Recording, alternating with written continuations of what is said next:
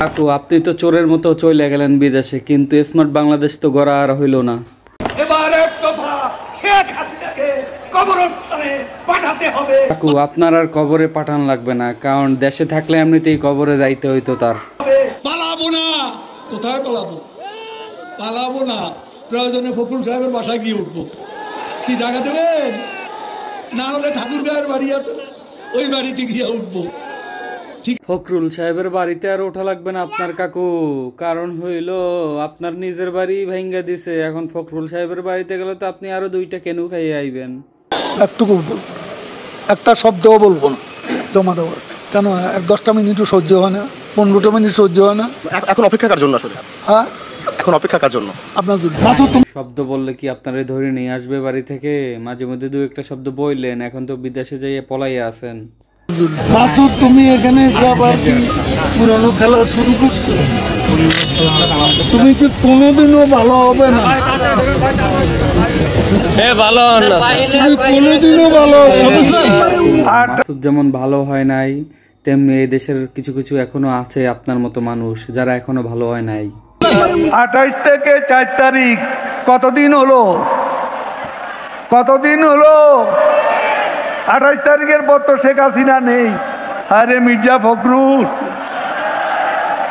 আরে 28 তারিখে আর প্রয়োজন হয় নাই, 5ই আগস্টের মধ্যে দেশ ছেড়ে পলাইছে, এখন আর কি বলি দিবেন? আরে টেলিভিশনে দেখলাম খালি দৌড়াচ্ছে, কেউ কেউ টেনে ধরে হরতাল ঘোষণার জন্য। ওদিন বলেছে আমরা নাকি অলিগলি পাবো না, পালাবার পথ পাবো না। এখন কার পালাবার পথ নেই? গয়েশ্বর বাবু ডিবি অফিসে।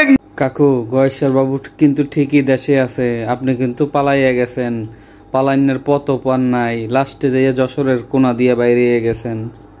আর 27 নয়, আর 10 দফা নয়, এবার এক দফা শেখ হাসিনাকে কবরস্থানে পাঠাতে হবে। এই এক দফা। এটা কি আপনারা শুনেছিলেন? আজ তাই বলতে চাই, ফখরুলের মনেও সেই কথা। কাকু, আপনি কিন্তু সত্যি কথা বলছেন, এবার আপনার ভবিষ্যৎবাণী সত্যি হয়ে গেল। শেখ হাসিনা ভাগ্যবতী, আল্লাহর ইমানদার বান্দা, এবং সেজন্যই বাংলাদেশ ওই 10 নম্বর মহাবিপদ সংকেতের মধ্যে তেমন ক্ষয়ক্ষতি সম্মুখীন হয়। আওয়ামী লীগ কচু পাতার উপর ভোরের শিশির বিন্দু নয়, টোকা লাগলেই পড়ে যাবে, একথা যদি মনে করেন ভুল করছি। এবার কিন্তু টোকা লাগতেই পড়ে গেছে, আপনি তো দেখতেই পাচ্ছেন কতগুলো মূর্তি টোকা দিছে পর পড়ে গেছে, অনেক সেকেন্ড সাগাইছেন মানুষরে। দিবা স্বপ্ন, এই প্রশ্নের অনেক জবাব দিয়েছি, তুমি জবাব দাও। অনেকবার বলেছি, আর বলতে কথায় কথা ভালো, পরে হেডিং ওটা তারপর দিন তারিখে দিয়েছি কবে সরকারের পতন হবে। দিবা স্বপ্ন, দিবা স্বপ্ন। কাকু, দিবা স্বপ্ন কিন্তু কেউ দেখে না, রাতেই স্বপ্ন দেখে। আপনি যে স্বপ্নের কথা বলছেন তা কিন্তু বাস্তবে রূপান্তরিত হয়েছে। শেখ হাসিনা ডিজিটাল করে সবারই নায়ক বানাইয়া দিচ্ছে। মঞ্চে সব নেতা, পুরা নেতা, আদলি নেতা, শিকি নেতা, আতি নেতা, পাতি নেতা, নেতা নেতা স্টেজ ভাঙবে, আমি বেচারা আহত। এই মঞ্চ আমার দরকার নেই, মঞ্চে এত নেতার দরকার নেই। কর্মী দাঁড়ান, নেতা কমান, এত নেতার দরকার কি? এত নেতার কাজ কি?